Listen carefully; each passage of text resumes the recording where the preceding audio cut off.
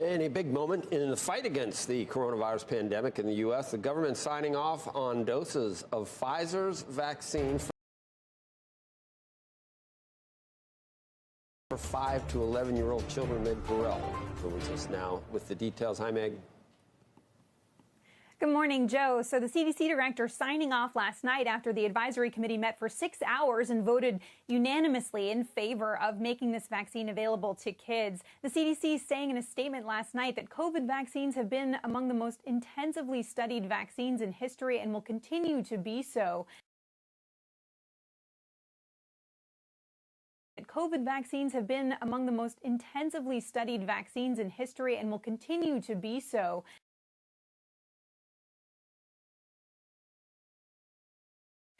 Also for the kids vaccine. They note that the vaccine for children will help protect them, but also reduce disruptions to in-person learning and help curb transmission more broadly. And guys, this was just a really effusively unanimous vote. We talked with one of the advisory committee members, Dr. Catherine Paling, a pediatrician, after the vote about why they voted the way they did. Here's what she said.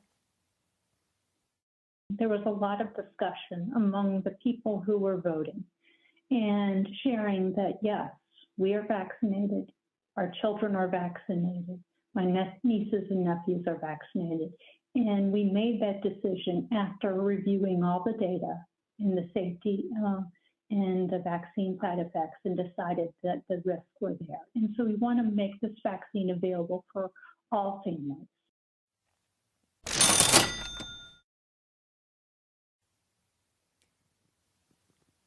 And guys, now 28 million kids become eligible. Some of them started getting the first vaccines last night, like this little guy in Hartford. You want to do tiering in various countries to make sure your most vulnerable populations get it.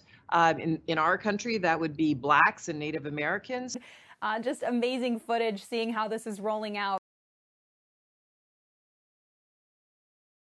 Now this morning we're hearing about children's hospitals getting up and running. I think this guy does a little dance. That's awesome. And a lot of parents looking for these appointments now, finding them on pharmacy websites. They're finding them through their pediatricians. Some schools are setting up clinics. Vaccines.gov is the big government hub for finding these. That is not yet up for kids, but we're expecting the broad rollout to be available next week. Becky? Hey, Meg, I will ask you, as the parent of someone who is under age 5, what does this mean for kids who are under age 5 at this point? And what does that mean for their parents? I have asked this question of the FDA, Dr. Fauci, Pfizer's CEO, and that advisory committee member from the CDC yesterday as a parent of a 3-year-old. Pfizer's CEO said yesterday they're expecting data for kids 2 to 5 by the end of the year, kids down to 6 months in the first quarter of 2022. He did say, as Dr. Gottlieb has told us, the FDA is looking for more safety follow-up data. So we're not sure about the timing for that. Dr. Peter Marks from the FDA has said it'll be a few more months. So we're going to be watching that very closely. Meg, thank you.